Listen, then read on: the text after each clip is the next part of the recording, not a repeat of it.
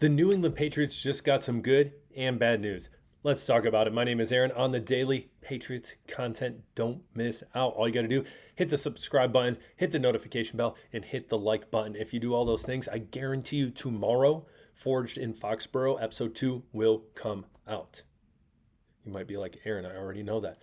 Well, I know you do. Hit those buttons anyways. So today, what we're talking about, as I said, good and bad news. We're going to start with the bad news up front. And I feel like right now, this is hit or miss news in the sense of we aren't 100% sure of what this is going to look like moving forward. But again, reports are coming out that it is possible that this could be an issue for the New England Patriots. And if that is the case, then what will the Patriots do moving forward?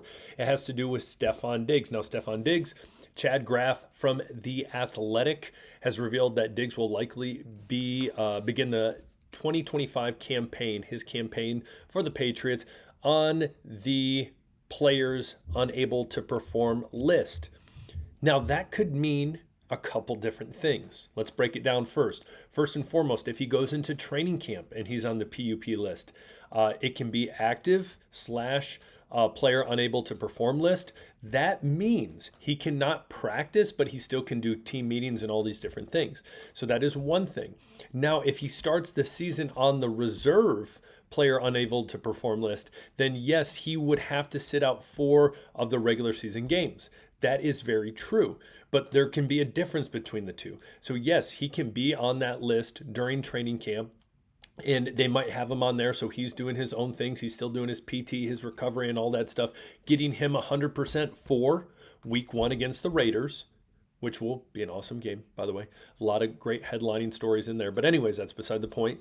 So that's true. Or the worst case scenario would be, hey, to start the season, they got to put him on that list. He wasn't kind of moving forward as they would have liked to see. And so, hey, they have to put him on that list. And then the question becomes who steps up in his place as this number 1 wide receiver. So again, I would say, is it the worst news in the world? No. You have to assume when the Patriots brought on Stefon Diggs that they knew, they had an idea that the 4-time Pro Bowler, it would be maybe a stretch to get him to start week 1. But this is what's funny. You read this article and then you read another article that says, hey, he could be ready to go week 1 against the Raiders. So it's like, what lane are we going to pick? But again, he is in his early 30s. It was an ACL tear. Obviously, that was last year, about midway through the season with the Texans. Probably a big reason why other teams were hesitant to sign him. And I would add as well, it was smart on the Patriots to say, hey, we're going to give you this nice contract, but we're only going to give you the guaranteed money for essentially one of those years, so we can kind of have hedge our bet in case we got to dump you. And so it comes down to how exactly will he be on this player unable to perform list if that is the likely scenario where he is moving forward. Again, if it's just during training camp, I don't think that's a huge issue. But as it gets into the start of the season and he's on that list, then it becomes, okay, there's 4 games he's not playing. And it's not ideal because then that's less time that Drake May is throwing to him, that he's on the field, they're making those connections. But then there's other talent on that team that hopefully can step up. A couple names I want to point out: Kayshon Boutte. Bring that booty. You know, I love that. I love that catchphrase right there, especially with that last name. Gamble on him. Fun fact, he got in trouble for gambling. That was the joke there. If you didn't laugh, it is what it is. I'm not trying to be Shane Gillis here on the ESPYs, or maybe I am. Who knows? But I like Kayshon Boutte if he needs to fill in that role. You have Mac Hollins, he can fill in that role. Let's remember, Pop Douglas, his rookie year, was the leading receiver on the team. Last year was the second leading receiver behind Hunter Henry. So again, there's capable players on this team. We need to stop dogging on the wide receivers. Stefon Diggs is there to play week 1, great. If he's not 100%, that doesn't mean you have to put him on the players unable to perform list, have him wait 4 games. Maybe he just doesn't have as big of role in that first game as games in the future. So it could be a lot of different scenarios. But what I think the Patriots should not jump into is going this whole panic mode, pressing the panic button and going out and bringing in another wide receiver. Again, names that have been thrown around there. Juwan Jennings, I think, is a big no. Terry McLaurin, though I like Terry McLaurin, I think that's a no too. I think we stick with what we have unless a good scenario lands in our lap. That's what I think for this. But again, we need to wait and see. We need to wait and see what happens during training camp, and a lot more stuff will be revealed to us. Chad Graff, obviously being an insider and seeing these things, he's probably hearing things. But as well, we have also seen with our own eyes the training that Stefon Diggs has been doing in the offseason, and it. In my opinion, granted, I'm just a PE teacher, it looks like he's doing a really good job in that training. He's going 100% at that, it looks like, as well. From the times you see him planning and doing lateral movements, it seems pretty solid. And so, again, we will have to wait and see. But the one thing also, besides the Patriots hitting the panic button and then just going and jumping in and getting a different wide receiver or bringing someone else in to start the season, if that's the case, would be, hey, let's not try to rush Stefon Diggs in either. So it's a fine line between those two, where it's, hey, we don't need to hit the panic button and just go find someone else. Remember, we sat down with Stefon Diggs, we believed in Stefon Diggs, and I still do. But then it comes down to, if we push him in too fast.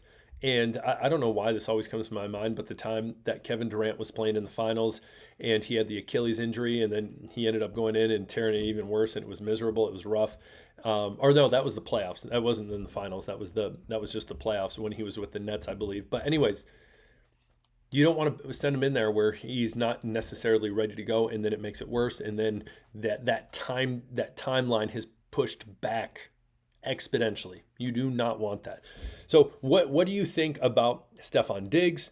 Would you rather be more hesitant and ease him in? What do you see happening to Stefon Diggs, let's say week 1 against the Raiders? Is he on the reserved players unable to perform list?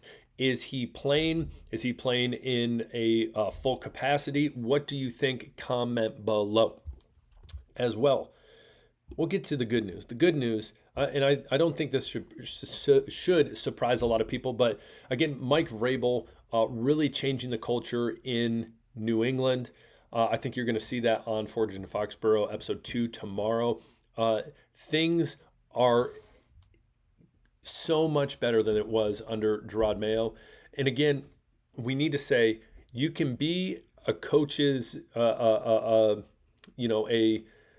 coach for the players, personable, good rapport, all these different things, but also holding them accountable. Those two things can be true at the same time. I think Gerard Mayo, again, was more of one where it's just like, I want everyone to kind of like me, and the accountability I don't think was as much there in his coaching staff. So bringing those two together with Mike Vrabel and his coaching staff and these players and all these different things, in saying, here's our standard and we're going to live up to that standard, is huge. And I think that only moving forward, things are going to get better in this organization. As I said, like in stocks, I think we hit rock bottom with the Patriots last year. And after Gerard Mayo was let go and Mike Vrabel, that transition right there was when we hit rock bottom, and then we made our way back up. So I think you'll continue to see that. Last but not least, I thought this one was great as well. But Patriots, Christian Gonzalez named top 10 cornerback. This should not be a surprise to anyone, just because he's a dog. A lot of potential. We talked about, hey, giving him an extension coming up soon, all these different things, because Sauce Gardner just got paid a bucket full, wheelbarrow full, truck full, yacht full, I don't know, something like that, full of money. So Christian Gonzalez, his payday is coming. So again, tell me what you think. Stefon Diggs, he playing week 1, he not playing week 1? Comment below. If you haven't hit the subscribe button, we're coming up to training camp starting on the 19th soon, which is Saturday, Rookies Report. We'll have more to talk about. It'll be fun. We'll talk later. Hit that subscribe button. Peace.